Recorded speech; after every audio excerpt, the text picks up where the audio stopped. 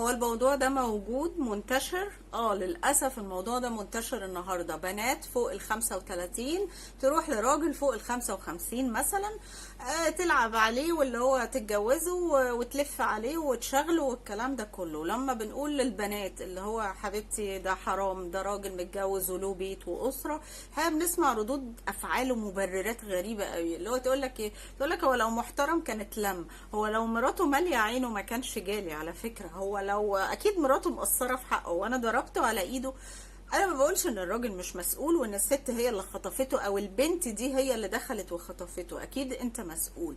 بس حضرتك لما تدلعي وتطبطبي وتسمعي ويفضفض ليكي ومعاكي وتبقى انت القلب الحنين اللي بيسمع، وتقوميه على مراته، ازاي يا فندم مراتك تنزلك من غير فطار؟ ده انت قمر، انت بجد مراتك مقصرة معاكي قوي. هو كل ده انت مش مسؤولة؟ كل ده انت ما عملتيش حاجة. بصوا يا جماعه، يعني خلينا نتكلم بصراحه، هي البنت اللي بتعمل كده وهي لسه بنت وتروح لراجل كبير ومتجوز وتبقى عايزه تتجوزه ليه؟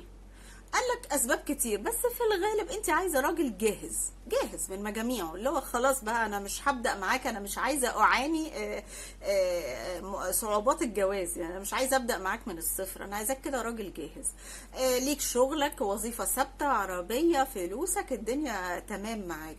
مش هروح بقى اخدك وانت لسه مش ثابت في وظيفه، او لسه بنحط القرش على القرش ونوفر الفلوس. انا عايزاك كده زي ما انت جاهز عشان تريحني.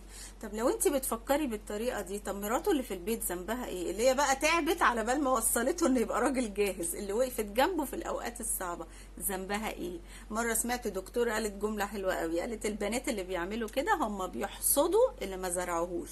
انا ما زرعتش، انا ما تعبتش، بس رايحه احصد، رايحه اخدك كده على الجاهز. طب اللي في البيت بقى ذنبها ايه؟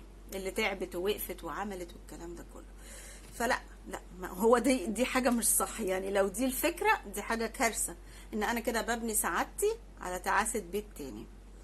وفي بنات تقولك حلو ان هو مخلف وعنده ولاد عشان هي مثلا مش عايزه تخلف، وفي بنات تقولك انا مش عايزه ابقى زوجه طول الاسبوع، انا عايزه كده 3 ايام في الاسبوع يجيلي وبعدين يروح لمراته، وانا بقى انام، اشتغل، اذاكر، لو بتعمل دراسات، اخرج مع اصحابي. في بنات دماغها كده.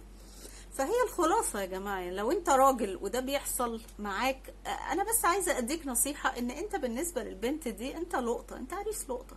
اللي هو إيه لما انت مثلا دلوقتي 50 او 60 وبتتجوزها، طب كمان كام سنة لما تبقى حاجة و70 80، تفتكر دي هتقف جنبك؟ دي هتقولك سلام عليكم، انا اصلا واخداك من الاول عشان ارتاح، مش هقعد بقى اخدمك في مرضك واقف جنبك.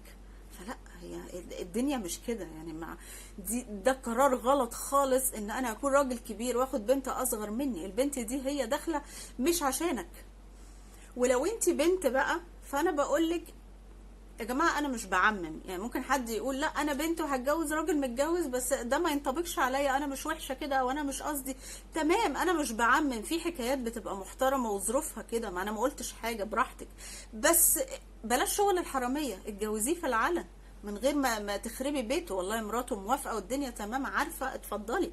بس بلاش ان انا شغل الحراميه وخراب البيوت. بس هو ده اللي انا بتكلم فيه. لكن اكيد انا مش بعمم، واكيد في حالات بتنفع الموضوع ده.